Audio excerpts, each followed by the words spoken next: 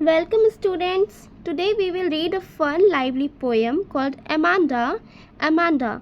This poem is about a girl named Amanda and now how she feels when adults or parents tell her what to do. हर बच्चे को कभी ना कभी ऐसा लगता है कि उनकी फ्रीडम थोड़ी लिमिटेड है, right?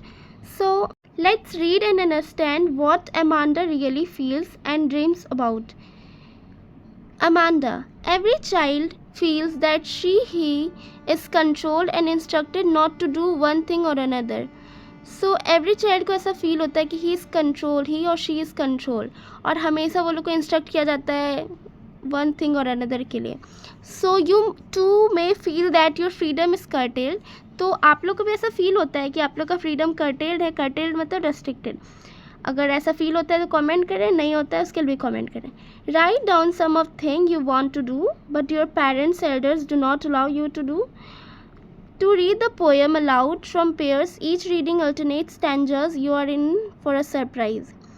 Don't bite your nails, Amanda. Don't hunch your soldiers, Amanda. So यहाँ पे यहाँ हंच का मतलब है, हंच योर सोल्जर्स का मतलब है कंधे झुकाना, और स्लाउचिंग का मतलब होता है लटक कर बैठना. सो अमांडा को हर वक्त कहा जा रहा है कि वो कैसे बिहेव करें. अमांडा को बार बार कहा जा रहा है कि वो सीधे बैठें, अपने हाथ और कंधे सही रखें. Stop this slouching and sit up straight, Amanda. There is a languid emerald sea where the sole inhabitant is me, a mermaid drifting blissfully. Amanda imagine करती है. पहले लैंग्वेज का मतलब क्या होता है, धीरे धीरे. लैंग्वेज मतलब धीरे धीरे, आप लोग लिखेंगे अंडरलाइन करके. एमराल्ड मतलब हरा रंग, और सोल इनहैबिटेंट मतलब अकेले रहने वाली, और मरमेड मतलब जल परी. ड्रिफ्टेड ब्लिसफुली खुशी से तैरना. ठीक है, तो अमांडा इमेजिन करती है कि वो एक सुंदर समुंदर में है और एक मरमेड की तरफ फ्रीली तैर रही है. अमांडा अपने सपने में खुद को फ्री फील करती है. ठीक है, वो एकदम फ्री फील कर रही है. Did you finish your homework, Amanda? Did you tidy your room, Amanda? I thought I told you to clean your shoes, Amanda.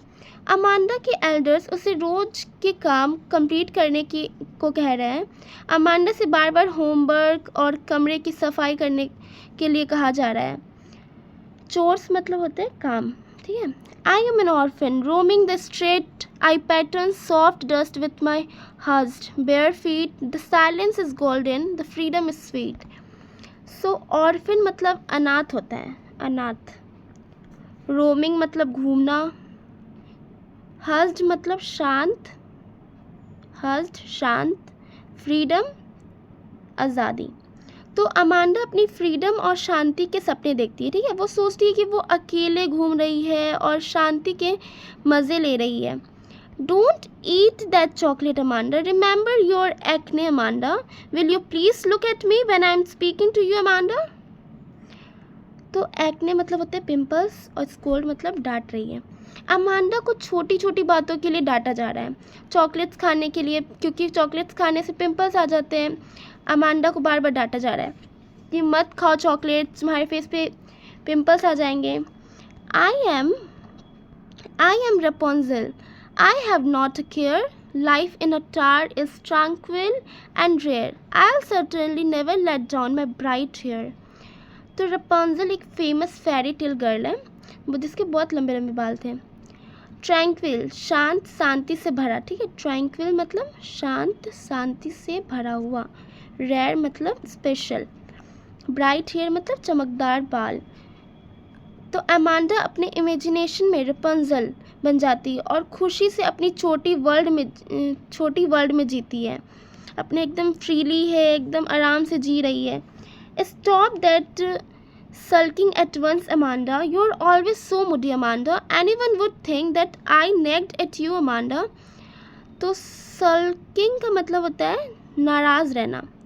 moody मन बदलने वाला, और nag मतलब बार बार डांटना. तो अमांडा को हमेशा moody और sulking होने के लिए डांटा जा रहा है. अमांडा इरिटेट और मूड स्विंग्स के लिए एल्डर्स के साथ आर्ग्यू करती है। तो यही चैप्टर है।